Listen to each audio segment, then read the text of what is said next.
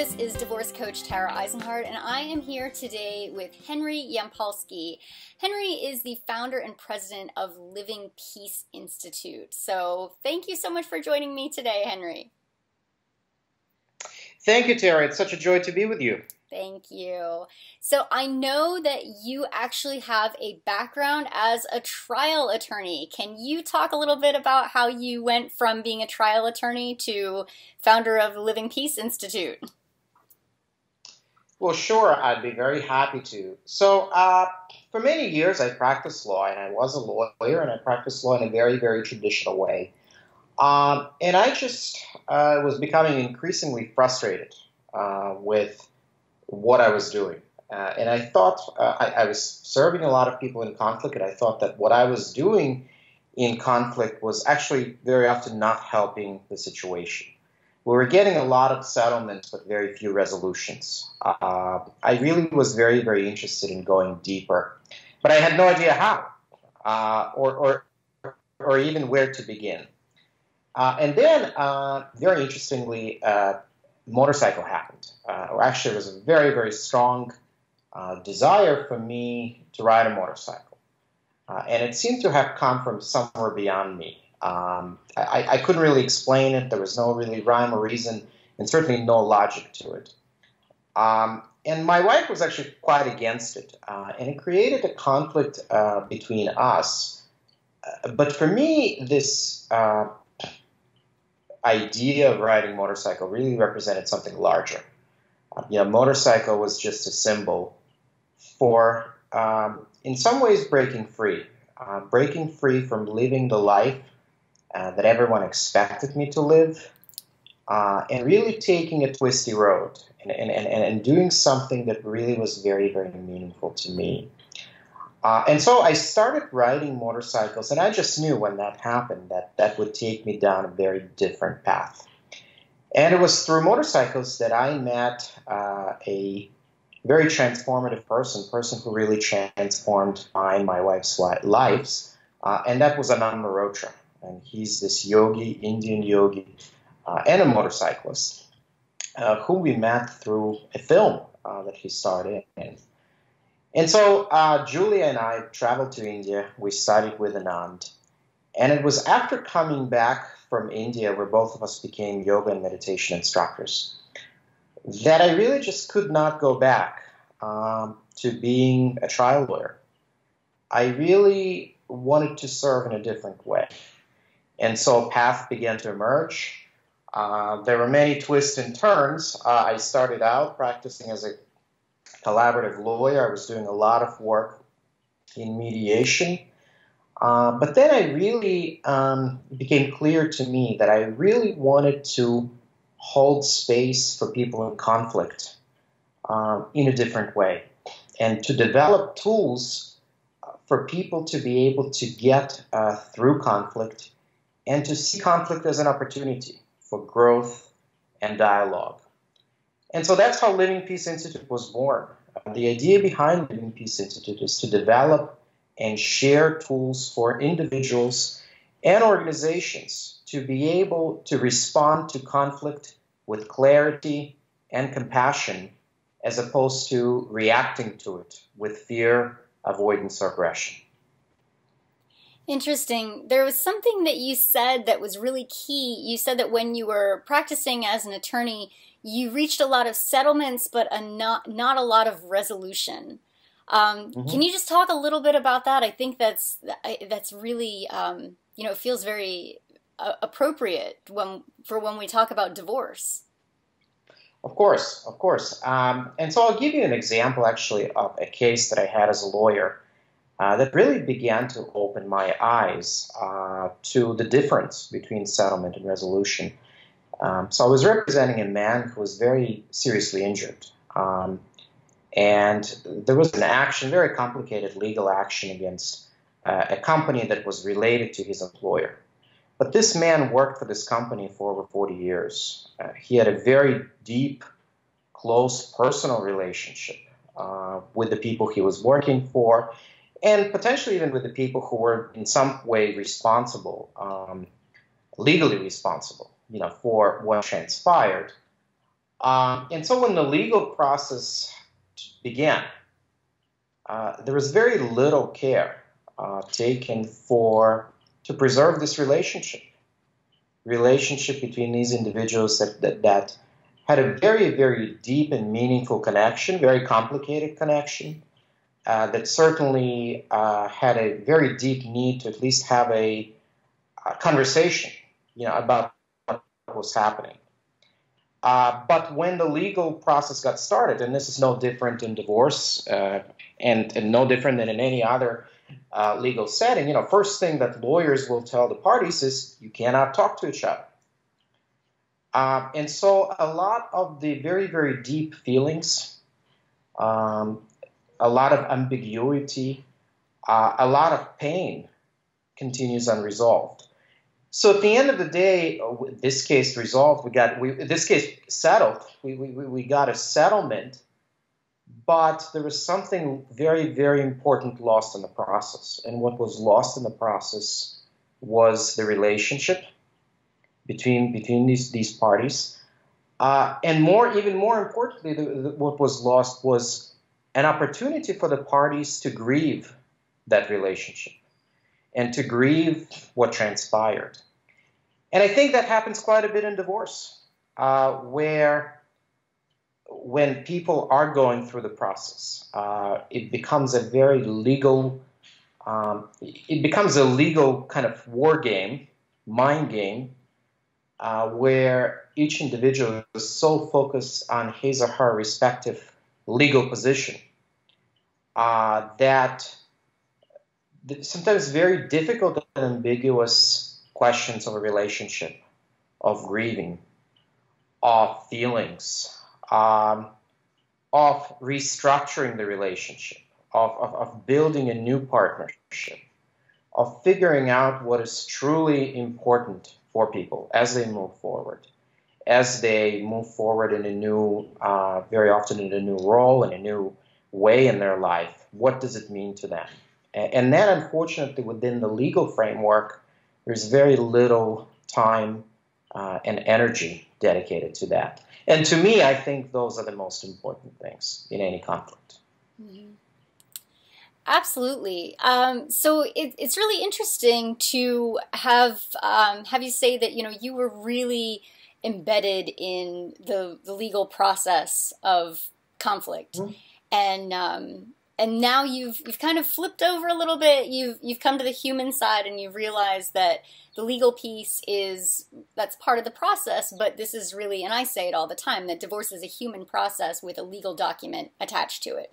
And so now mm-hmm. you're working more on the human process. You've seen the value in being able to kind of honor the humanity through that. You're talking about grief, and that's not something that we talk about a whole lot in divorce, grieving the loss of that relationship, what the relationship was. And even when people start a new kind of a relationship, and even if it's an amicable divorce, there's still a sense of loss for something that is no longer present as they move forward.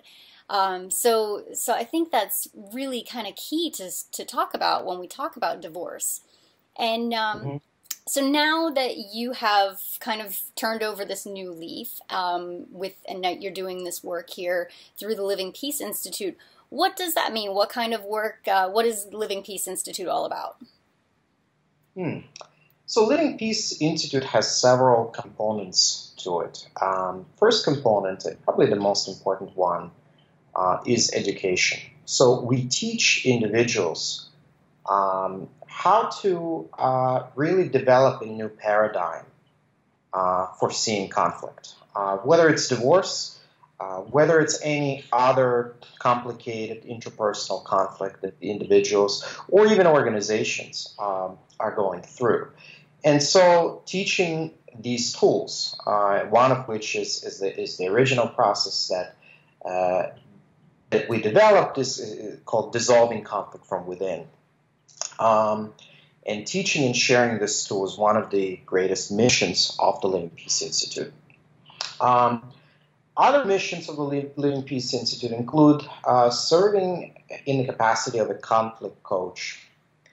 I know you're a divorce coach. There's so many coaches now, but I really think it is important sometimes to have that individual who can empower the parties, empower people going through conflict, to really maybe see things differently, to shift their focus a little bit, to expand their awareness. And so individual and organizational coaching in conflict situation is something that Living Peace Institute also does. Also, I have developed a practice where I trained a lot of peacemakers. So individuals who are mediators, individuals who are lawyers, individuals who are therapists, individuals who are coaches. Very often, people really enter this field with a great desire to serve. But I believe very strongly that if we are in pieces, we cannot bring peace.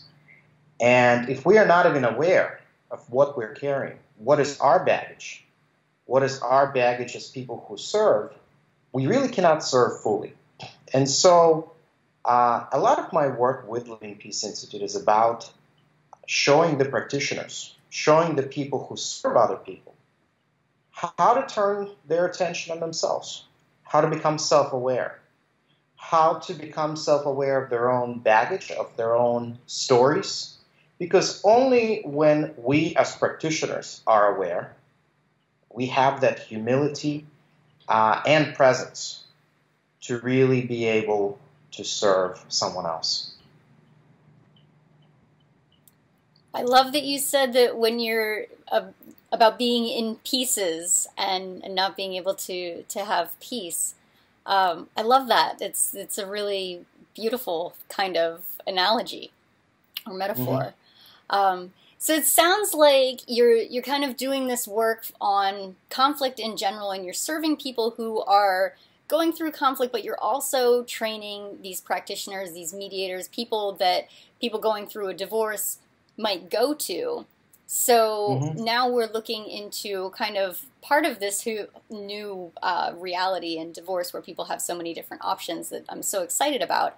But actually being able to work with a professional that's trained to look at conflict differently, that's trained in this new paradigm. And you mentioned your program, Dissolving Conflict from Within. And you and I had talked about that a little bit before, but I would like for you to just talk about it a little bit more. Particularly this idea that you can dissolve conflict from within. We think of conflict as something that is outside of us. It's something that's happening with another person. So how does that internal component play in here? Well, so Tara, you really hit on something really, really important. It's something that's really key to dissolving conflict from within. We generally perceive conflict as something that is outside of us. We see it as a sort of fire that we must put out, that we must avoid, or at a minimum control, conform it to our idea of what it should look like and how it should be. Yet, even if you think of conflict as the fire, and we take the three elements of the fire, which is fuel, oxygen, and heat, I see them as all being inside of us. So I see the fuel for the fire being our story. And our story includes all the baggage, all the things that we have acquired going through our life. It could be our conditioning. It is our collective story of being a man, of being a woman, of living in a certain area, of being a member of a certain group. And so much of it we don't even notice. But these stories really influence who we are. They influence how we act. They influence how we perceive the world. The second component of fire is oxygen. And that is our attachment to the story. You see, I think divorce is so painful for many people and can also be so transformative, because divorce is one of those experiences that really challenges our story. It really, I think, makes us ask the question, who am I? Who am I if I am not this married woman or married man If I'm not the husband, if I'm not the wife, if I'm not the parent, who am I? And so often we're so attached to that whatever follows, I am. I am a mother, I am a wife, I am a lawyer, whatever it is that we put there, that we identify whatever follows that as us. So if we identify as a mother, or if we identify as a wife, or if we identify as a coach or as a lawyer, then if someone challenges that identity that we're very attached to and very comfortable with, it can become very painful. It can feel very disjoining. The third component of conflict, again, using the fire analogy, is heat. And I think that's quite literal. How do we know we're triggered? How do we know we're triggered in conflict? We actually feel sometimes heat in our body. It's just our bodily and physical sensations that tell us that something is triggering us. Something is going on here. And so the idea behind dissolving conflict from within, which is actually a very simple 4-step tool for turning our attention inward in conflict. Because all these components of conflict are within us. They're not outside of us. They don't travel with the words that someone says to us. They're all within us. So yes, there is the match on the outside. But of course, we have a choice of whether the match lands in gasoline or lands in water. And so dissolving conflict from within is a 4-step tool that looks at conflict not as the fire, but as the fire alarm. And when I say conflict, I mean the conflict, whatever's going on the outside, the intense fight we might have with our partner, the difficult divorce we're going through, all of that is just alerting us to what is happening within us. And so dissolving conflict from within, the 4 steps of the process, teach us to look inward. And by looking inward, we're able to do 2 things. First, we're able to separate ourselves a little bit, just a little bit, from our story. So when we create just a little bit of space between our story and us, all of a sudden, that's where our awareness has expanded. We're open to considering other possibilities. Creating that space between our story and us is very, very powerful and very important.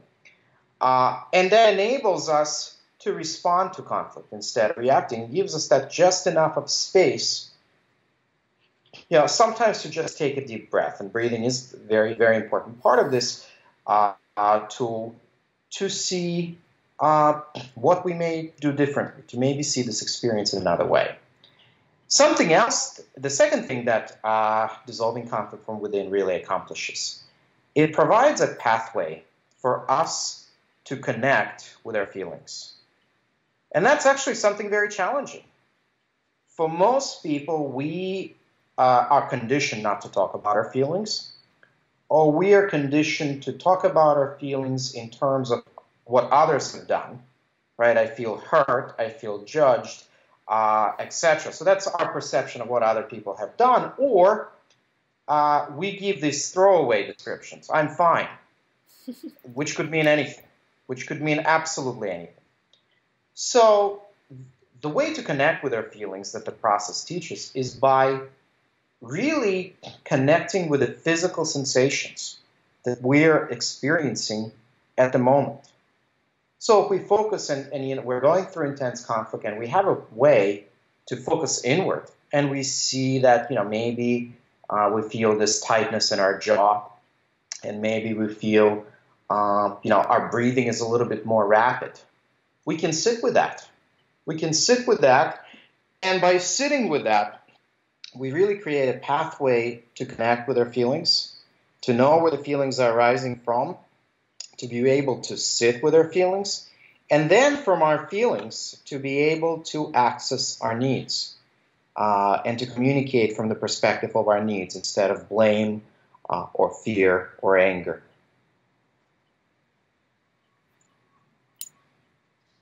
That's huge. The self-awareness piece and being able to look at that as something that is within you. I love when you said that you know, somebody throws a match and we get to determine whether that match lands in gasoline or in water. And it's not something that we really are necessarily conscious of as we're going about our day-to-day lives. But if you think about it, two people can witness the exact same incident or, you know, have the same thing said to them and feel something very different about it. And that all comes from our past filters, our programming, our stories, like you said. And we do have so much in divorce. There's so much of our identity that's tied up in that marriage. And for a woman who takes her husband's last name, especially, there's a huge identity component in there. If I'm not Mrs. Smith, well, then who am I? What am I? If I'm not a mother, if I'm not a wife. So these are all a lot of things that play into that conflict. So being able to see that as something that's have the self-awareness to say that this is all something that's coming from within me and not something that my ex did to me necessarily. I think that's really powerful, and that gives people a lot of power. So then what do you what do you do with that information? So, okay, I know that the conflict is within me and I can decide, but what does that mean ultimately? So you see, I'll start by saying what it doesn't mean. And so it's not something that we really process on an intellectual level. It is not something that we sort of realize by thinking. But it is the experience of seeing this, the experience of seeing that the conflict, whatever conflict is arising, the source of it is first and foremost within us, is akin, it's just expanding our awareness.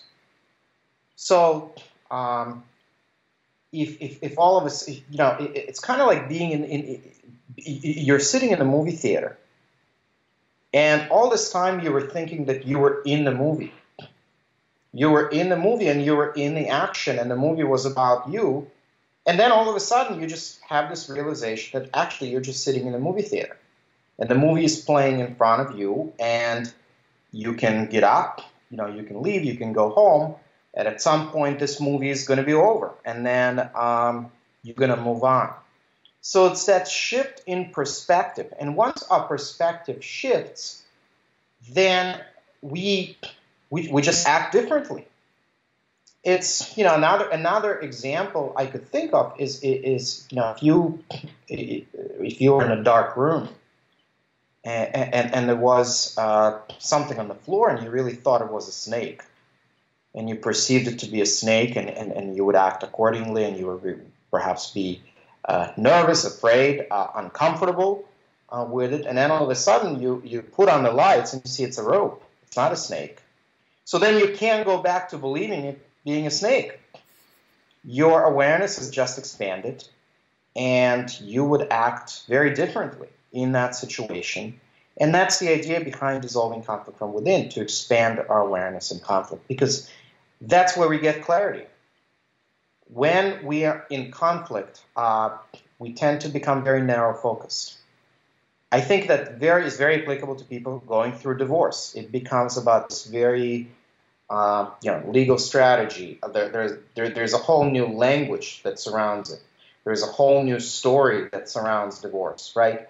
There is advisors, right? Everyone who's telling you exactly what you need to do and how you need to do it, and what are some of these things. And so it's very easy to create a very tunnel vision and just focus on this very complicated and sometimes very difficult process and experience. But if we can, in that moment, have a way of expanding our awareness and stepping outside of that bubble, divorce bubble, or any other conflict bubble, then we can act in a very different way. We can make decisions in a very different way. We really can be empowered to respond to the situation, and respond sometimes with tremendous strength, with tremendous ferocity, if that's what the situation calls for, instead of just reacting and becoming a victim to the situation and becoming a victim to the story. So this is all very empowering. Do you have any, a quick tip for somebody who is watching this at home, somebody who can very quickly become embroiled in conflict with their ex or maybe their children or their coworkers or whatever. Is there something that, some kind of a, mind trick that you can do really quick to just kind of remind yourself of everything that you just said? So it's not a mind trick because our mind plays tricks with us as it is all the time. So I'm not going to give a mind trick, but I am going to share with your listeners a breathing technique, because one of the most important things I think we can do in conflict there, in any really tense, stressful situation, is to breathe. And so I'm going to, and this breathing technique is actually part of the dissolving conflict from within process. And it's a very simple technique called connected breathing. And so to perform this technique, and I don't know if your listeners are going to be perhaps doing it with us, but if your listeners are listening and they're not driving and they're in this space where they can do this practice, I would really invite them to practice with me as I take you and your listeners through this process. So first, get into a situation where you're not driving, not operating machinery, not doing something that would require your undivided attention. And then just gently closing our eyes. And just noticing the breath for a moment. Notice the notice the colder air entering the nostrils, and then the warmer air leaving. And make a conscious effort to breathe deeper, making sure your breath is traveling not only through your nose, but to your chest, to your diaphragm, and even engaging the stomach. So as you breathe, letting the stomach expand, and as you exhale, letting the stomach contract. Inhaling deeply, exhaling completely. And also making a conscious effort to breathe without any pauses. So letting the breath flow in one smooth, continuous motion. Letting each inhale transition seamlessly into an exhale. Letting each exhale seamlessly transition to an inhale. It may be helpful to picture pouring olive oil from one container to another, letting the breath flow as oil in one smooth, continuous motion. And we're going to use a very simple English mantra to just help us come into present moment, to help us stay very present. And the mantra is, I am here now. So as you inhale to yourself, you're going to think of the word I. As you exhale, you're going to think of the word am. As you inhale, you're going to think of the word here. As you exhale, you're going to think of the word now. I am here now. So just simple 4 words, and just using these words as we move the breath. And let's just take a few moments with these words and with the breath.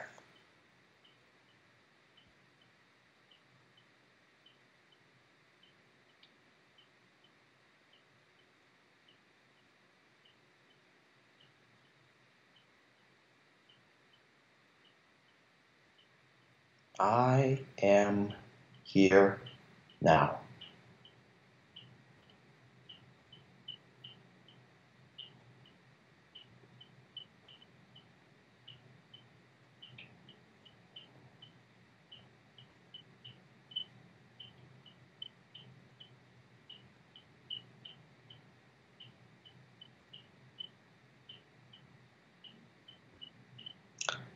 And when you're ready, we're going to take a deep inhale. Hold the breath for a moment at the top, and you can just blink your eyes open when you exhale. So this is a very, very simple technique. Now, we did a little bit of prep work for it, and so it took a little bit longer. But really, you can do this. I am here now. You could take just a few seconds to do that. You can even have your eyes open. And this technique by itself accomplishes several things. So first of all, if nothing else, it sends oxygen to our brain. When we are stressed, when we are going through an intense personal conflict, when we are in a tense situation, our body thinks that we're being chased by a lion. Our body does not know the difference between going through a difficult meeting with your ex and being in the jungle. And so what the body does is it goes into the fight and flight response, sending blood away from our brain, sending blood to our extremities, sending oxygen to our extremities, allowing us to run or to fight. But that's not very helpful in an intense personal conflict. So if nothing else, taking these few breaths, I am here now, allows us to just bring oxygen back to the brain. And so if we don't do anything else, and we just take, before we react, as we notice the reaction arises, if we just take a few moments and breathe, we're already creating an expansion. We're creating an expansion of the physical space in our body. And of course, that creates an expansion in our perspective. It also, this breathing techniques creates just pause. Sometimes in conflict, it's just useful to press a pause button and just take that moment. Again, before doing something we may later regret, before going into a reaction mode, just taking these few breaths, and just by taking these few breaths, we are expanding where we are. We're expanding what we're seeing. We're expanding what we're perceiving. And the third reason is, of course, it just really relaxes us a little bit, and that's useful. And so if we can, if our tension is at 10 or 11, and through using a simple breathing technique, we can go down to 7. That could be very useful in conflict. I think this is really helpful. And you said this is part of the Dissolving Conflict from Within program. So if somebody wants to attend one of these programs, how do they find you? Do you have another one coming up soon? Yes, Tara, thank you for asking. And in fact, as I know, you will be joining us for that program in Philadelphia. So that program is going to be on July 28th in Philadelphia. And I'm very excited to be bringing this program in partnership with Good Shepherd Mediation program in Philadelphia, which is Philadelphia's only community mediation center. So the proceeds from this program will benefit Good Shepherd Mediation and the great programs they run for individuals who cannot afford to hire a mediator, hire a lawyer, and to go through the process. But all my courses and offerings are on my website, and the website is www.livingpeaceinstitute.com. And my contact information is there, and I like to hear from people. I like to talk to people. I like to share experiences and insights with professionals like you. So I would love to hear from your listeners with questions, comments, or perhaps just reflections on their experiences, the experiences that they had going through conflict or other experiences in their life. Wonderful. Thank you so much for this work that you're doing. I think this is really important. I think it's important for people going through a divorce process. I think it's important for anybody in any kind of conflict. And I think it's important for people who are professionals who are helping people through this process. So it's really encouraging to know that you're out there, that this program is out there, that there's a real shift in the mindset that's happening around conflict, and especially to know how much power we have as individuals. and that so much of this does reside within us and that we can take control of it. It's not, like you said, it's not just a fire that we need to put out. It's something that we can control inside of us and control our perceptions and change that as necessary. So I really just want to thank you so much for talking to me today. Is there anything else that you wanted to tell me or anything else that you want our listeners to know today? So I just wanted maybe offer a slight correction to something that I just heard from you, and that is, it's not about taking control, and trying to control anything, but actually letting go of it. Okay. Yes. Letting go of trying to control, and just becoming an observer. I teach yoga, and I know you're a yoga practitioner. And of course, in yoga, if we try to control our posture, and if we try to really think too much about it, it's going to be very, very challenging to get into it. But the moment we're able to let go of control, let go of our idea of what should be, then there's a natural expansion that happens in our body.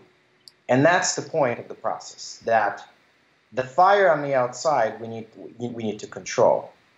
The fire within,